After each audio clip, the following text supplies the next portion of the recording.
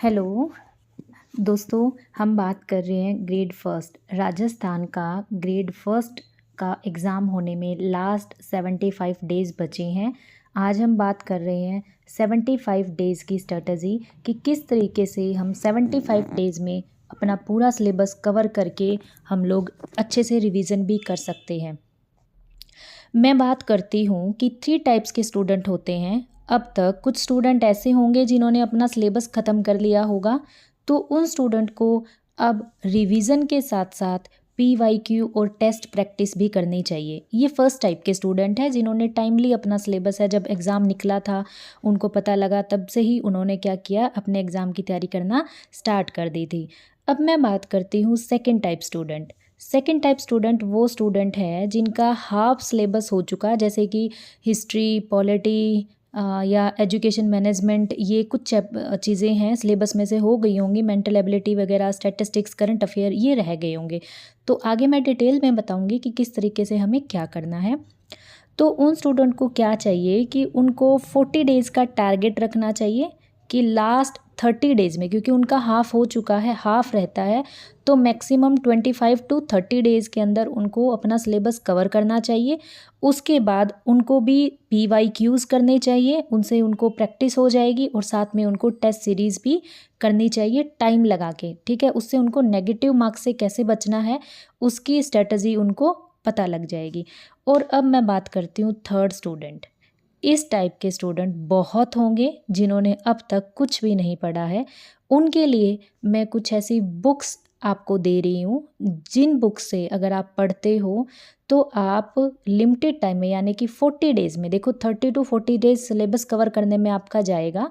30 to 40 days में आप syllabus cover कर सकते हो। उसके बाद आप 10 डेज़ का टारगेट रखिए। 10 टू अगर लास्ट 75 डेज़ हैं तो 40 डेज़ में आप सिलेबस कवर करते हैं, तो आप रखिए 10 डेज़ में रिवीजन। रिवीजन के बाद 10 डेज़ में आप रखिए पीवाईक्यूज़ या टेस्ट प्रैक्टिस। उसके बाद लास्ट के 5 डेज़ में आप लोग रखिए दोबारा से पूरा ऑल ओवर रिवीजन, जो आपने पढ़ा था, छोटे छोटे नोट्स बनाए थे, उन सब से रिवीजन करना। इन बच्चों के लिए मैं कहना चाहूँगी कि अगर ये बच्चे अब तैयारी करना स्टार्ट करेंगे और यूट्यूब पर सर्च करते हैं, ये सर का वीडियो अच्छा है, उस सर का वीडियो अच्छा है, मैं किससे पढ़ूँ, मुझे क्या करना चाहिए, तो टोटली अपना टाइम वेस्ट करेंगे। मैं किसी भी पब्लिशर की बुक पब्लिकेशन नहीं कर रही हूँ, या बुक की कोई भी मैं किसी भी ऑथर की बुक का कोई प्रमोशन नहीं कर रही हूँ। मैं सिर्फ़ आपको ये बता रही हूँ कि इन बुक्स की हेल्प से पहले भी बच्चों ने बहुत अच्छा स्कोर किया है, अब भी बच्चे बहुत अच्छा स्कोर कर सकते हैं। अगर आप इन बुक को फॉलो करोगे तो आप खुद मुझे आके कमेंट बॉक्स में कमेंट करके बताओगे कि इन बुक से कितना सिलेबस में आया था और कितना को हमने पढ़ा था और कितना हमारे जो क्वेश्चन पेपर था उसमें हमें क्वेश्चन देखने को मिले थे, ठीक है। तो मेनली हमारे पास जो पोर्शन है वो है 5। फर्स्ट है हिस्ट्री राजस्थान का, जिसमें 15 क्वेश्चन आएंगे और 30 मार्क्स का होगा। सेकंड है मेंटल एबिलिटी स्टैटिस्टिक्स, जो 20 मार्क्स का 20 क्वेश्चन आएंगे 40 मार्क्स के। उसके बाद करंट अफेयर के 10 होंगे 20 के।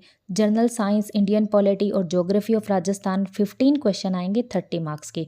एजुकेशन मैनेजमेंट, एजुकेशनल सिनेरियो जो राजस्थान का है, राइट टू एजुकेशन 2009, इसके 15 क्वेश्चन मिलेंगे 30 मार्क्स के।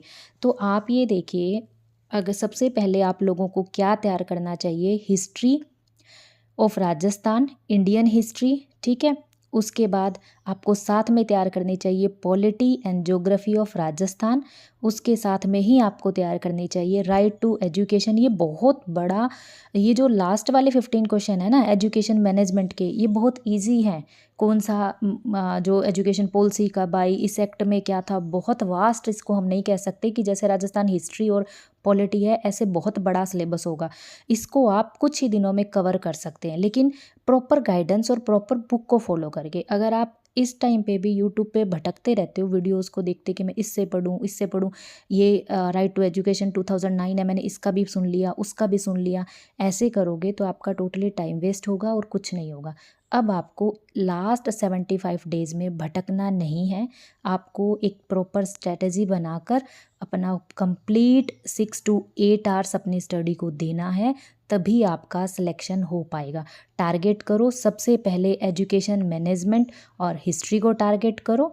10 दिन का टारगेट रखो कि हमें 10 डेज़ में या 7 डेज़ में इनको कंप्लीट करना है। वो स्टूडेंट की कैपेबिलिटी पे भी डिपेंड करता है कि कौन सा स्टूडेंट कितने दिन में सिलेबस कवर करता है। उसके बाद आप ज्योग्राफी और पॉलिटी को उठाओ, इसको ख़त्म करो। करंट अफेयर के लिए लास्ट, अभी आप 30 डेज़ भी करंट अफेयर मत उठाओ। लास्ट के जो 35 डेज़ हैं उसमें आप डेली करंट अफेयर्स पढ़ो। लास्ट के आपको लगता है जून 2025 से लेकर अब तक 26 तक करंट अफेयर के लिए आप कोई भी बुक्स ले सकते हो। अगर आपको न्यूज़पेपर पढ़ने की हैबिट है तो अलग से करंट अफेयर पढ़ने की नीड भी नहीं है, या आप किसी भी एक एजुकेशनिस्ट को फॉलो कर सकते हो यूट्यूब पर, अलग अलग को नहीं। अगर आप अलग अलग को फॉलो करोगे, सबके अपने अलग कॉन्सेप्ट होते हैं, अलग तरीका होता है, आप उसमें कंफ्यूज हो जाते हैं, आपको बेटर रिजल्ट नहीं मिलते। अगर आप किसी को भी फॉलो करते हैं अपने स्टडी के लिए, आप उसको ब्लाइंड फेथ करके फॉलो करें, क्योंकि हर कोई अपना बेस्ट देने की कोशिश करता है। अब बात मैं करती हूँ मेंटल एबिलिटी की। 20 क्वेश्चन आएंगे 40 मार्क्स, और 40 मार्क्स बहुत मैटर करते हैं किसी भी पेपर के सिलेक्शन के लिए। तो आप मेंटल एबिलिटी को बिल्कुल भी छोड़ के नहीं जा सकते हो।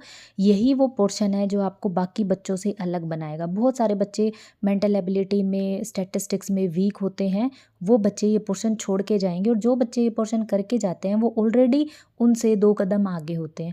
तो आप हैबिट डाल लो, एक दिन में 2 घंटे या 3 घंटे, ज़्यादा नहीं दे सकते तो 2 आवर्स फिक्स करो कि आपको डेली स्टैटिस्टिक्स, मेंटल एबिलिटी के लिए आपको 2 घंटे निकालने ही निकालने। 75 डेज़ को हर रोज़ 2 घंटे से पढ़ोगे तो 150 आवर्स हो जाएंगे, और बहुत ही ज़रूरी है आपके लिए मेंटल एबिलिटी पढ़ना। इसी से आपका सिलेक्शन और ज़्यादा स्ट्रॉन्ग और पावरफुल हो जाएगा। आपको सिर्फ अपना स्ट्रेटजी बनानी है और उसको फॉलो करना है। ये जो बुक मैं दिखा रही हूँ, ये आपकी वॉल्यूम 1 और वॉल्यूम 2 राज पेनोरमा की बुक है। ये बहुत अच्छी है राजस्थान की ज्योग्राफी के लिए, पॉलिटी के लिए, हिस्ट्री के लिए, कला और संस्कृति के लिए बहुत अच्छी ही बुक है। ऐसा मेरा पर्सनली भी इसका रिव्यू है, और बाकी बहुत सारे लोगों से पूछकर, लोगों की रिकमेंडेशन पर मैं आपको ये बुक बता रही हूँ। और राजस्थान की जो पॉलिटी है या इंडियन पॉलिटी है, वो सबसे बेस्ट बुक है लक्ष्मीकांत सर की।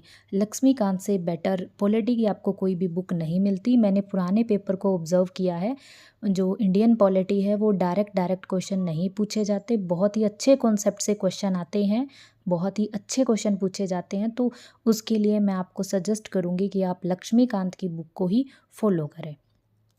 इंग्लिश के लिए आप फर्स्ट ग्रेड के लिए, स्पेशल फर्स्ट ग्रेड के लिए आप इंग्लिश के लिए ले सकते हो मानरा पब्लिकेशन की जो ये बुक है फर्स्ट ग्रेड इंग्लिश की, मुकेश शर्मा सर की, ये दी बेस्ट बुक है। आप एक बार इस बुक को परचेज़ करिए, पढ़ के देखिए, और बाद में अपना एक्सपीरियंस शेयर करना कि आपको इस बुक से कितनी हेल्प मिली।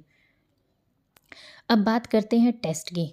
तो फर्स्ट ग्रेड की जो HD सिंह और चित्रा राव मैम हैं, उनकी टेस्ट सीरीज़ भी आ गए हैं।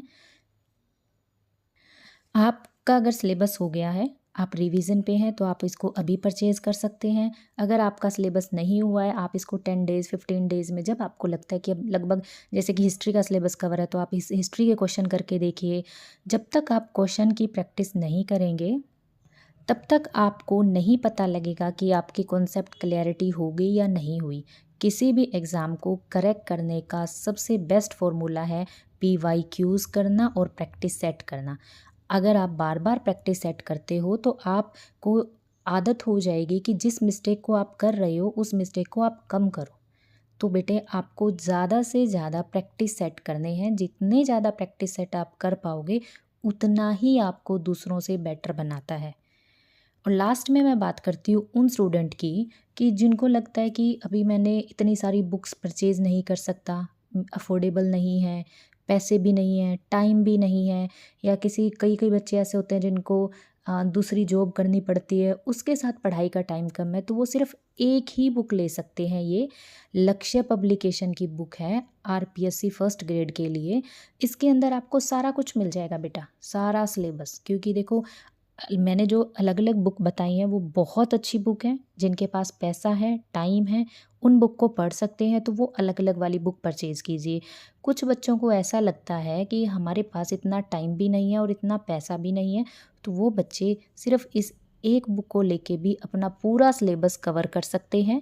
उसके बाद आप ये वाली प्रैक्टिस सेट वाली बुक ज़रूर ले लीजिए, क्योंकि जब तक आप प्रैक्टिस नहीं करोगे तब तक आपका सिलेक्शन के चांसेस कम रहते हैं।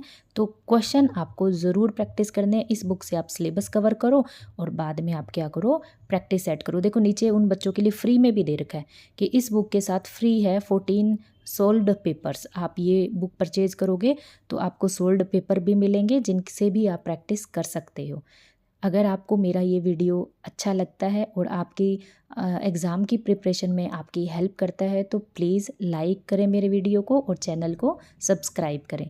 Thank you. और ऐसे ही मैं आपके लिए आरपीएससी फर्स्ट ग्रेड से रिलेटेड जीके के क्वेश्चन, जीके की सीरीज़ भी मैं जल्दी लेके आऊँगी। Thank you.